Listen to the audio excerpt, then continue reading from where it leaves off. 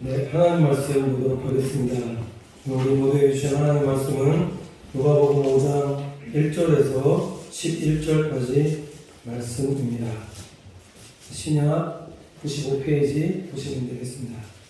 누가복음 5장 1절에서 11절.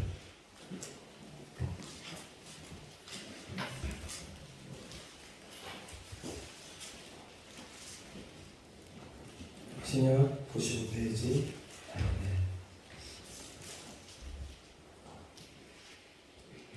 다 찾으신 줄 알고 제가 공독해 보겠습니다. 무리가 응의하여 하나님의 말씀을 들을새 예수는 게네사렛 호숫가에 서서 호숫가에 두 배가 있는 것을 보시니 어부들은 배에서 나와서 그물을 씻는지라. 예수께서 한 배에 오르시니 그 배는 시몬의 배라. 육지에서 조금 뛰기를 정하시고 앉으사 배에서 무리를 가르치시더니 말씀을 마치고 시몬에게 이르시되 깊은 데로 가서 그물을 내려 고기를 잡아라. 시몬이 대답하여 가로되 선생이여 우리들이 밤이 맞도록 수고를 하였으되 얻은 것이 없지만은 말씀에 의지하여 내가 그물을 내리리이다 하고 그리한즉 고기를 애운 것이 심히 많아 그물이 찢어지는지라. 이에 다른 배에 있는 동물을 손짓하여 와서 도와달라 하니 저희가 와서 두 배의 체험에 잠기게 되었더라. 시몬 베드로가 이를 보고 예수의 무릎 아래 엎드려 가로되 주여 나를 떠나소서 나는 죄인이로소이다 하니 이는 자기와 및 함께 있는 모든 사람이 고기 잡힌 것을 인하여 놀라고 세베대의 아들로서 시몬의 동업자인 야고보와 요한도 놀랐음이라. 예수께서 시몬에게 일러 가라사대 무서워 말라. 이제 후로는 내가 사람을 취하리라 하시니 저희가 배들을 육지에 대고 모든 것을 버려두고 예수를 쫓으니라. 아멘.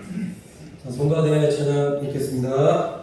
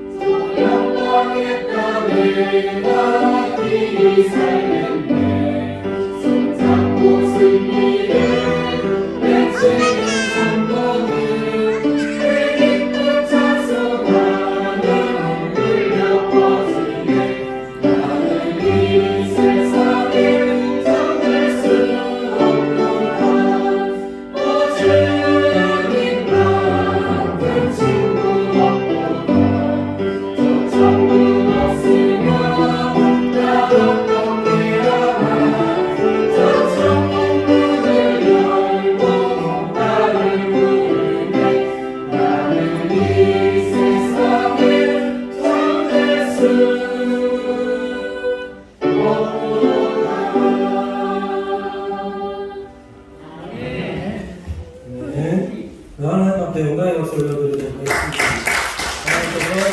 하나님께서 정말 기쁘게 받아줄 수가 있습니다. 자, 우리 옆에 분 보시면서 인사하도록 하겠는데 잘 오셨습니다. 사랑하고 축복합니다.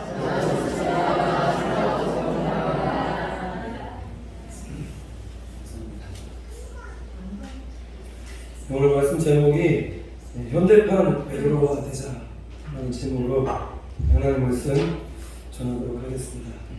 하나님 말씀대로 행하는 사람에게는 하나님께서 주시는 복이 분명히 있습니다. 다르게 말씀을 드리면 하나님의 말씀을 듣는 삶을 무리라고 그렇게 얘기할 수 있다면 하나님의 말씀을 듣고 행하는 자를 제자다 이렇게 말씀할 수가 있는데 이 삶은 분명하게 다른 것이고 그래서 중요한 것은 우리가 신앙생활하면서 하나님을 정말 사랑하고 그래서 하나님을 사랑하기 때문에 성전을 사랑해서 성전 중심으로 살아가라는 그 마음을 보시고 하나님께서 우리 사랑하는 성도님들을 축복하시고 은혜를 베풀어 주신다. 그렇게 성경이 말씀하고 있다는 거죠. 그래서 오늘 사랑하는 성도님들께서 한번 혹시나 들었던 말씀일 수도 있습니다. 제가 설교를 2번 했다 소리가 아니라 이분을 모셔서 여기서 들었던 말씀일 수도 있는데 오늘도 한번 이 말씀 들으시면서 묵상하시면서 또 하나님께서 주신 은혜를 한번 이렇게 되새겨 볼 수 있는 그 은혜가 있고 또 하나님 음성 들으시고 이 말씀대로 순종하면서 행하면서 살아가는 우리 믿음의 성도들 되시기를 간절히 축원을 드립니다. 현대판 베드로 얘기 들어보셨죠? 모셔보셨습니까? 포항의 김상태 장로님이라고 이제 장로님 되셨거든요. 그때 이제 은퇴를 하셨는데 요 장로님께서 집사 때 일인데 포항에 이제 구계교회라고 있습니다. 교회가 재정적으로 너무 어려워져서 성탄절 이틀을 앞두고 이 집사님하고 이 목사님께서 둘이 대화를 하시는데 어떤 대화를 하셨냐면은 요 집사님이 성전을 좀 수리하고 싶은 그런 마음이 마음속에 좀 드셨는가 봅니다. 그래서 목사님 찾아가셔서 목사님 이번에 고기가 좀 많이 잡혀야지 성전을 좀 수리할 수 있을 텐데요. 그렇게 말씀을 드리니까 목사님께서 목사님 늘 하시는 얘기 뻔하시겠죠. 네, 집사님 기도합시다.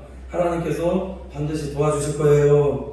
돈이 없어서 20년 동안 한 번도 제대로 성전 수리한 적이 없지만 하나님께서 우리가 이번에 기도해서 고기를 한번 때로 잡아주시게끔 그렇게 하게 우리가 한번 기도해 봅시다. 그래서 기도했다라는 거죠. 어떤 일이 일어났을까요? 이틀 뒤에 2000년도 12월 25일에 성탄절인데 그 조용한 어촌마을 북의 앞바다 정치 그 그물망 안에 엄청나게 많은 무슨 때 방어대가 걸려들었는데 153마리가 아닙니다. 153마리가 아니라 2370마리 자그마치 2370마리가 그 그물망에 잡혀들었다는 거죠. 신기한 것은 다른 어부들은 그물망에 하나도 안 잡혔는데 이 김집사님의 그물망에만 5에서 10kg이 되는 방어대 2370마리 이게 한 마리로 계산을 하면은 한 마리당 16만 9천원짜리의 방어인데 2370마리가 잡혔다고 하니까는 이거를 돈으로 계산하면은 과연 얼마가 되어지겠느냐라는 거죠. 4억 7천만원. 그게 뭐라고 말씀하시냐면은 제 그물에 고기가 잡히지 않아서 몹시 어려워졌을 때 동네 사람들은 용왕님께 제사를 지내야 된다고 했지만 어려워지면 용왕님께 제사 지내면 안 됩니다. 만약 제사 지내서 얼마나 큰일 날 뻔했습니까? 용왕님께 제사 지내야 된다고 그렇게 했는데 그렇게 제사 지내지 않고 이분이 뭐라고 말씀하시냐면 저는 베드로를 도와주셨던 하나님이 저를 도와주실 것으로 믿었습니다. 믿음 좋죠. 그리고 뭐라 말하시면 비록 고기가 잡히지 않아도 하루하루 감사한 마음으로 어려운 시기를 넘겼습니다. 이렇게 고백하더라는 거죠. 그래서 하나님의 때가 되었을 때, 기도했을 때 하나님의 때가 딱 되니까는 하나님께서 방언대를 그냥 다 설명 너무 길어서 설교가 길어질까봐 이 수문이 굉장히 큰데 그 수문으로 싹 들어와서 160m나 되는 곳으로 가서 1m 되는 또 수문이 있는데 문이 좁아진다고 하는데 그쪽으로 또 방어가 들어가서 거기 그물망에 2370마리가 한 마리도 통과하기 힘든 곳을 2370마리가 그곳을 들어갔다라는 거죠. 이거는 들어갔다라는 표현을 쓰는 것보다 하나님께서 잡아서 넣어주셨다는 표현이 더 좋다라는 거죠. 그 방언대로 벌어들인 돈으로 그래서 감사의 11조를 드리고 특별 감사헌금을 해서 허름한 교회를 보수하였다 이렇게 말씀하고 있습니다.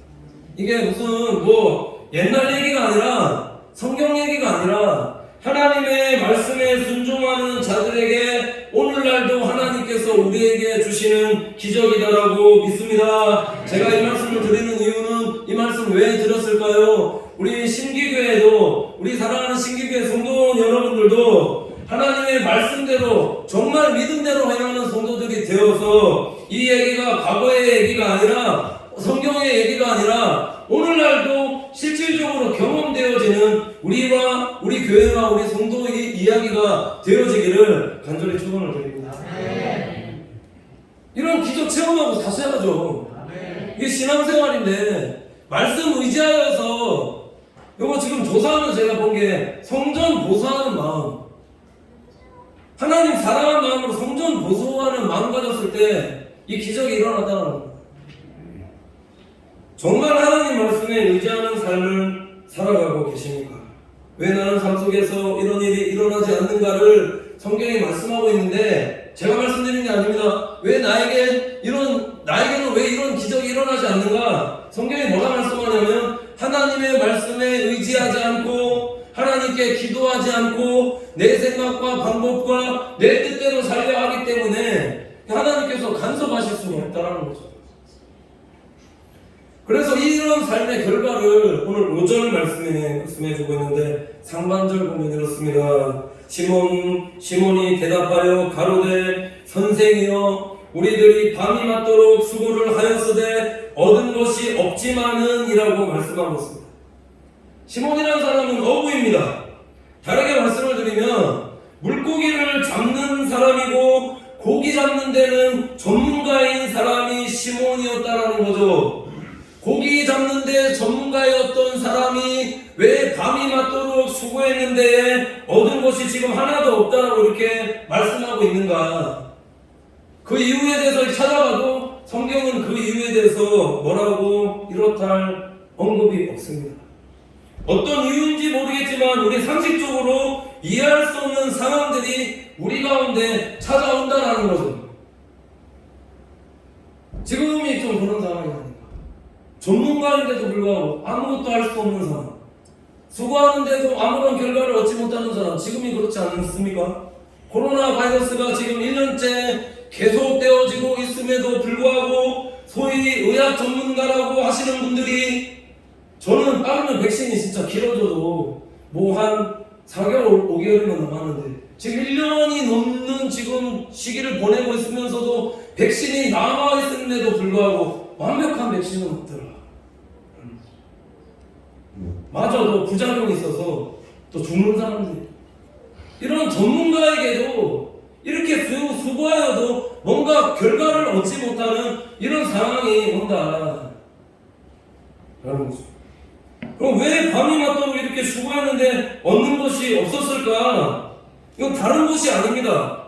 다른 것에 이유가 있는 게 아니더라라는 거죠. 그럼 왜일까 해서 5절 말씀 보니까 5절 말씀에 뭐라고 되어 있냐면은 고기 잡는데 선수이고 전문가인데도 왜 안 되는 이유가 5절 말씀에 나와 있는데 베드로가 예수 그리스도를 향해서 고백한 이 말 속에 이 말 때문에 이 베드로가 밤이 맞도록 수고하고 있는데도 불구하고 안 되는 상황이 되어질 수밖에 없구나라는 것을 제가 말씀하면서 찾았다는 거죠. 특별한 건 아닙니다. 어떤 말씀이냐면 선생님 선생이에요. 이걸 다르게 말씀드리면 우리의 신앙생활에 예수 그리스도를 우리가 지금 어떻게 고백하고 있는가에 따라서 우리의 신앙생활에 진정한 하나님께서 주시는 열매가 있느냐, 그렇지 않느냐가 결정이 되어진다는 겁니다. 내가 신앙생활하면서 예수 그리스도를 진정으로 주라고 고백하고 있는가, 아니면 내가 예수 그리스도를 그냥 주가 아니라 선생으로 고백하고 있는가에 따라서 그 삶의, 그 고백의 결과와 그 삶의 뒤의 이유는 굉장히 많은 차이가 있다는 거죠.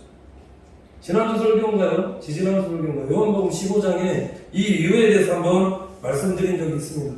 예수님께서 포도나무 비유로 말씀을 하셨는데, 진정으로 우리의 삶이 예수님께 붙어있는 신앙생활이 되어질 때에, 우리가 붙어있게 되어지면 어떠한 삶이 되어진다고 말씀하고 있느냐? 붙어있을 때에, 붙어있으면 열매 맺는다.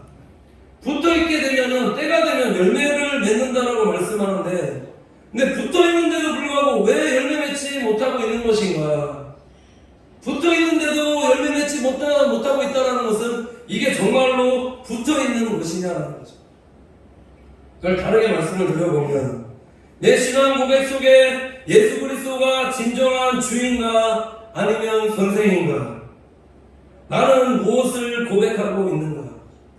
예수 그리스도가 진정한 주가 아니라 선생이기 때문에, 선생이었기 때문에 밤이 맞도록 수고하고 고생하여도 열매가 없더라라는 거죠. 이걸 다르게 말씀드리면, 이런 선생이다라고 고백하는 우리의 인생을, 우리의 신앙생활을 살아가게 되어진다면 우리의 삶이 얼마나 불행한 삶을 살겠느냐는 겁니다. 내가 최선을 다했습니다. 밤새도록입니다. 밤새도록 노력했는데도 불구하고, 그럼에도 불구하고 결과가 없다면, 내가 뭔가 노력한 만큼 얻어지는 그 결과가 없다면 이게 얼마나 힘들고 어려운 삶이겠느냐라는,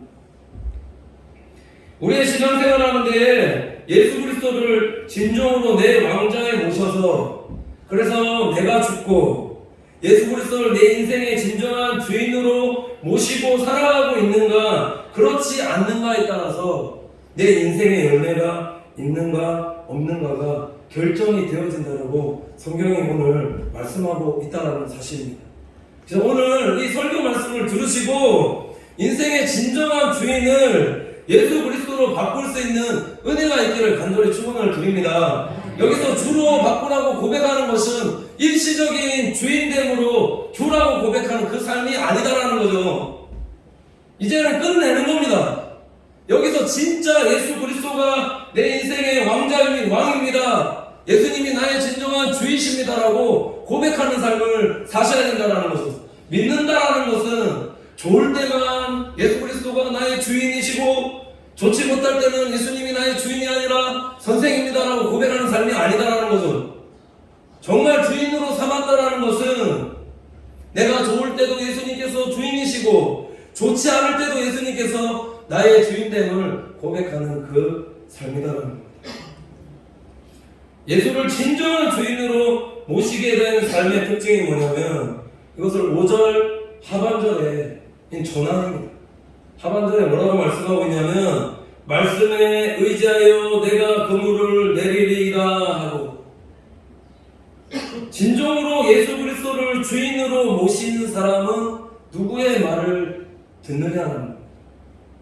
진짜 내가 예수 그리스도를 내 왕으로 주인으로 내가 모십니다라고 고백한 사람은 누구의 말을 듣겠느냐라는 거죠.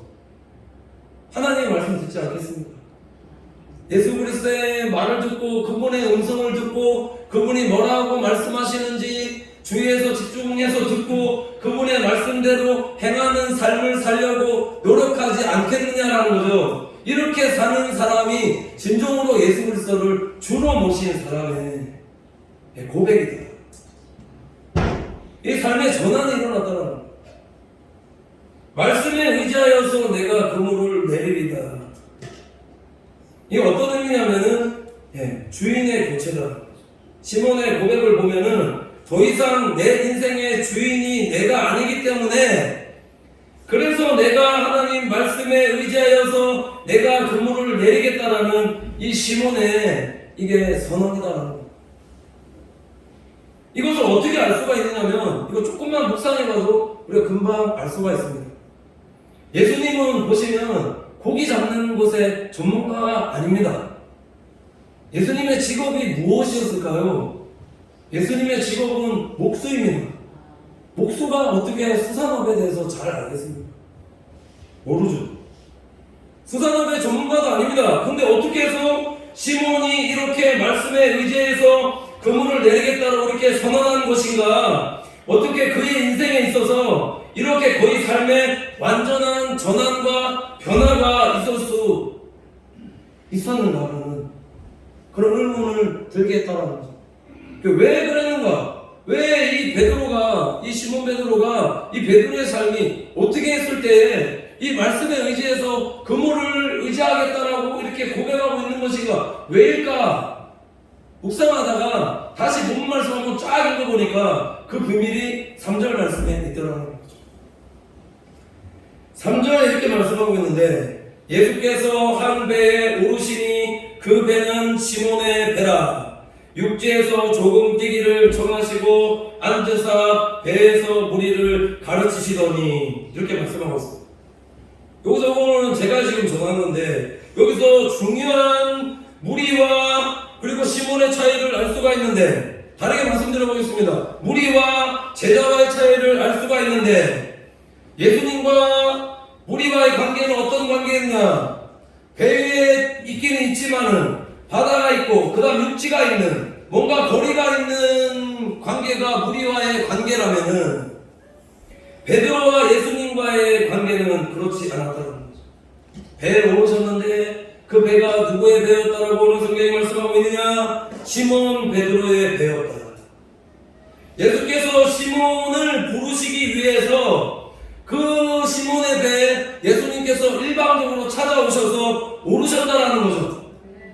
그래서 말씀을 마치신 이후에 시몬에게 깊은 데로 가서 그물을 내려서 고기를 잡으라고 말씀하셨습니다.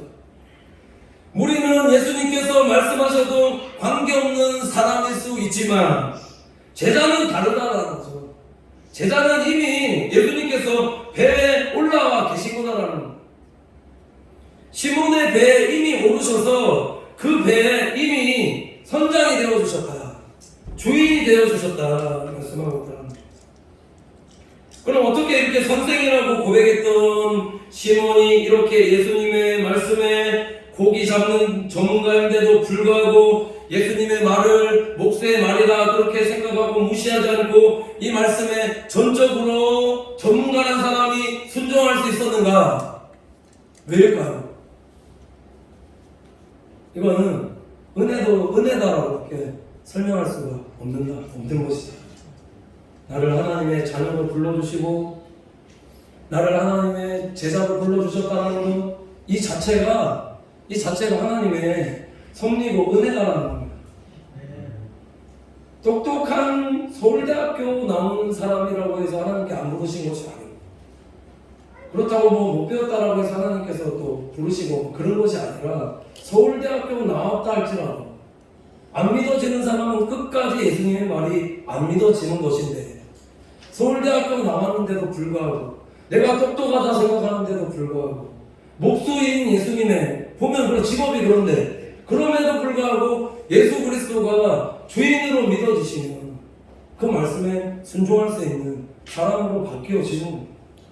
그래서 성경이 뭐라고 얘기하고 있냐면 전적인 하나님의 은혜다 이렇게 말씀하고 있다는 거죠. 예수님께서 제자를 부르실 때 순종할 수 있는 상황이었기 때문에 순종하고 순종할 수 없는 상황이었기 때문에 불순종한 것이 아니라 예수님께서 부르셨기 때문에 순종할 수밖에 없는 상황으로 몰아가게 되었다라는 겁니다. 되었다라는 겁니다. 누구를요? 베드로를. 그렇기 때문에 전문가인데도 불구하고 찾아온 것이 무엇이었느냐? 인생의 실패를 계속 예수님을 만나기 전까지 계속 실패를 경험했고 그렇게 하시더라는 거죠. 하나님께서 실패하게 하시는 인생이 하나님의 관점에서는 복된 인생일 수 있다는 겁니다. 좀 다르게 말씀드려 볼까요? 왜 우리 인생 살아가는데 왜 하나님께서 광야를 경험하게끔 그렇게 하시는가? 믿지 않는 사람이 얘기할 때는 광야를 경험하게 되면 광야 생활이 멀어졌으니까 원망하고 불평하고 할 건데 왜 믿는 사람에게는 광야를 허락하여 주시는가? 낮추고 겸손케 하셔서 사람이 떡으로만 살 것이 아니라 오직 하나님의 입으로 나오는 모든 말씀으로 살게 하는 것을 그 사람에게 가르치기 위해서 하나님께서 광야를 경험게끔 하시는데 오늘 요 베드로의 예를 들어서 말씀을 드려보면 왜 인생을 실패케 그렇게 하시는가? 오직 전적으로 하나님 말씀에 순종케 하시기 위함이다. 아무리 고기잡이의 전문가라도 이런 순종할 수 있는 믿음을 주시기 때문에 순종할 수 있는 것이고, 그래서 예수님께서 시몬의 배에 오르시고 실패케 하신 다음 깊은 데로 가서 그물 내려 고기를 잡으라 말씀하셨습니다. 그래서 순종하였다는 거죠. 순종케 하신 것도 하나님의 은혜다라는 것. 이걸 다르게 말씀을 드리면 내 인생의 왕자에 찾아오신 예수 그리스도 자체가 그것이 하나님의 은혜인 줄로 믿습니다. 왜 찾아오셨느냐? 우리 인생 가운데 예수님께서 왜 찾아오셨느냐라는 거죠. 은혜 주시죠. 복 주시죠. 복음서 읽어보시죠. 예수님을 만난 사람은 다 고침받고 치유받고 회복되고 은혜 받아서 놀랍게 변화되어서 하나님께서 놀랍게 사용해 주시는 그 은혜를 누리게 하는 거예요.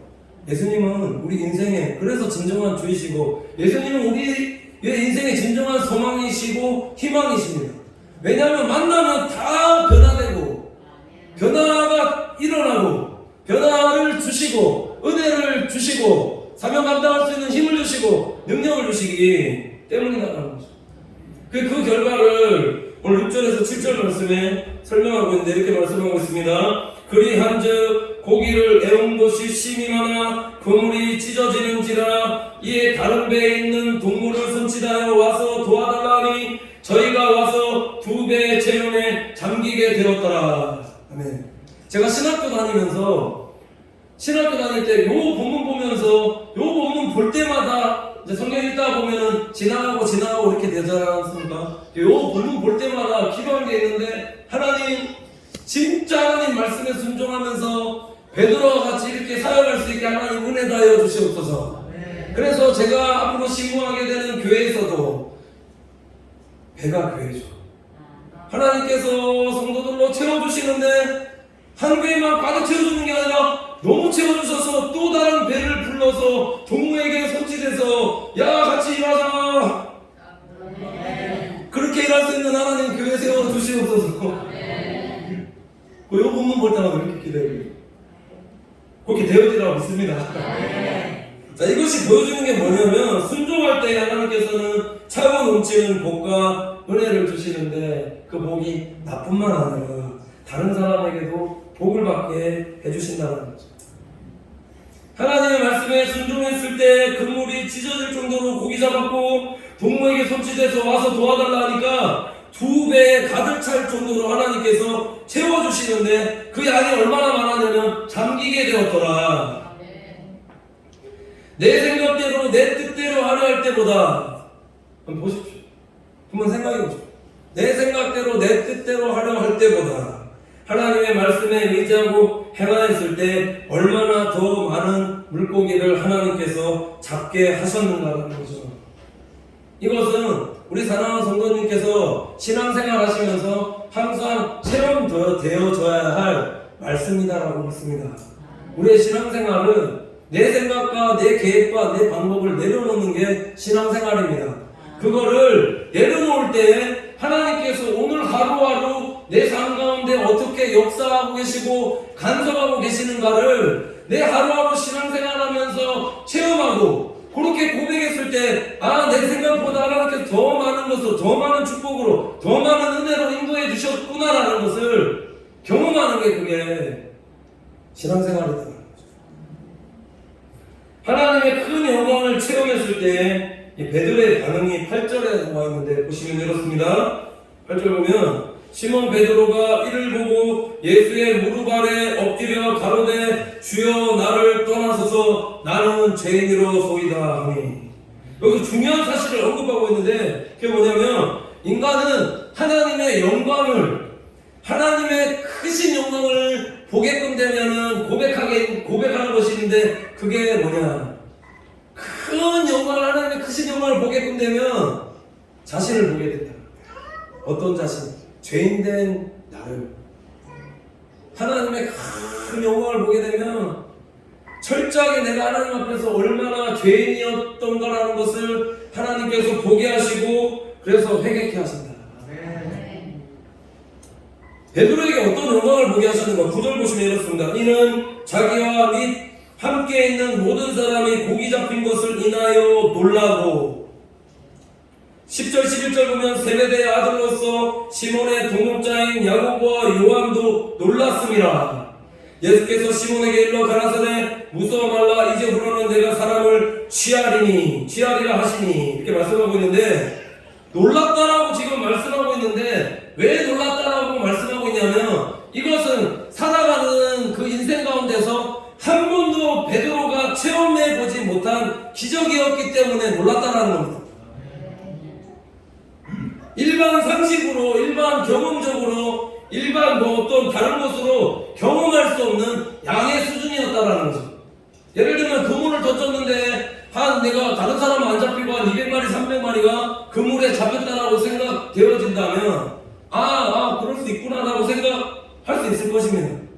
근데 그게 아니라 200마리, 300마리가 아니라 2000마리, 3000마리가 그 그물 안에 아무도 안 잡혔는데 만약에 잡혔다라고 생각되어질 경우에 이게 사람이 했다라고 고백할 수 있냐는 거죠. 이거는 기적이라고 말하지 않고는 설명할 수 없는 기적을 하나님께서 체험케끔 그렇게 하셨다는 거죠.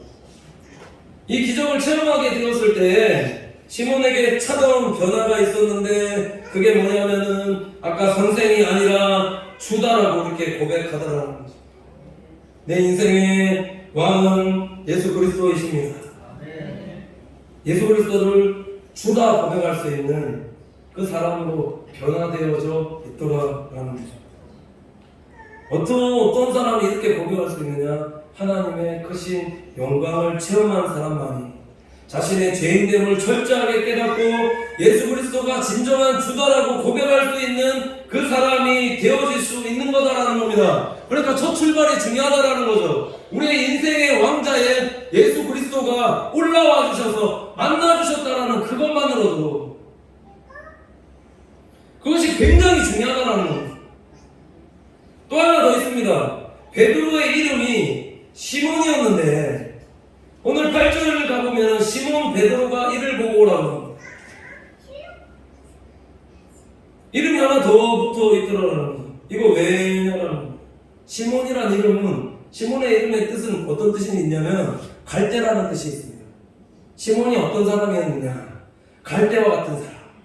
조금만 일해도 막 다혈질인데다가 성질내고 이래 말하면 이래 흔들리고 저래 말하면 저래 흔들리는 사람이었는데 시몬의 이름에 예수님께서 붙여주셨던 그 이름 하나가 더 뭐냐면 반석입니다. 베드로입니다. 갈대와 같은 사람이 변화되어서 반석 같은 사람이 되어질 것을 미리 보시고 내가 부르는 사람을 취하리라 이렇게 예언하셨다는 거죠. 하나님의 말씀에 의지하여서 행하는 사람이 반석과 같은 사람이다라고 믿습니다. 그렇게 되어질 것을 미리 바라보시고 예수님께서 베드로에게 찾아오셔서 너는 시몬이라 얘기하지 않으시고 너는 시몬 베드로다 말씀하시고 부르셨다는 겁니다. 이 만남 이후에 베드로의 삶이 어떻게 변화되어졌을까요? 12절 보시면 이렇게 말씀하고 있는데 저희가 베드로를 육지에 대고 모든 것을 버려두고 예수를 쫓으니라. 다시 처음 들어가서 그 집사님 얘기해보면 이런데요. 2370마리의 방어 잡아서 4억 7천만원 벌어서 성전 수리하는데 헌금하고 감사의 11조 헌금하고 특별헌금 이후에 그 다음 또 어떤 일이 일이 하나님이 일어나게 해주느냐면 밍크고래. 한 달 뒤에 밍크고래가 왜 또 그 그물에 또 붙잡혀 있느냐라는 거. 제가 조사해 보니까 밍크고래가 5m짜리가 잡혀 있는데 그 밍크고래는 이렇게 해갖고 탁 하면 나갈 수 있는데 이렇게 하지 않고 그냥 거기에 그대로 붙잡혀 있다라는 거죠. 왜일까요? 이거 하나님 주신 선물 아니겠습니까? 평범한 어부였던 이 집사님에게 이 일어난 기적의 출발이 보니까 하나님을 사랑하는데 성전을 보수하려는 그 마음으로부터 하나님께서 그 마음을 귀하게 보시고 이쁘게 보시고 축복하여 주셨다. 이게 출발이다. 이 기적을 체험하신 이후에 더 중요한 게 있는데 더 큰 기적이 일어났는데 그게 뭐냐면 이 집사님이 그냥 내버려 두셨겠느냐라는 거죠. 여기저기 돌아다니시면서 하나님 간증하는 사람을 하나님께서 바꿔주셨다는 겁니다. 그럼 베드로는 어떻게 되었을까요? 그 큰 기적 체험한 이후에 베드로 어떻게 됐냐면 베드로도 똑같이 다 버려두고 예수님 간증하러 돌아다니는 사람, 복음 전하는 사람으로 바뀌었다는 겁니다. 사도행전 2장 41절 이렇게 말씀하고 있는데 말씀을 전한 이후에 그 말씀에 능력이 있어서 한 번에 3,000명이나 회개케 되어집니다. 사도행전 4장 4절에 보면 말씀 전했을 때 5,000명이 회개해서 그래서 신자를 얻게끔 되어지는 그 놀라운 사역들을 감당하는 사람으로 하나님께서 변화시켜 주셨다는 겁니다. 이게 뭘 의미하느냐? 옛날이나 지금이나 하나님의 말씀은 동일합니다. 진정으로 하나님 말씀에 의지하여서 행하는 자가 되어야 할 때에 하나님께서는 우리의 인생 가운데 놀라운 기적을 일으키신다는 사실을 기억하면서 하나님 오늘도 말씀에 순종하여서 내 삶 속에 나도 현대판 베드로와 같이 하나님 앞에 쓰임받을 수 있는 복된 인생 되게 하여 주시옵소서. 이렇게 기도하고 믿음으로 쓰임받을 수 있는 우리 믿음의 성도들이 다 되시기를 간절히 축원을 드립니다. 네, 기도하겠습니다. 하나님 감사합니다.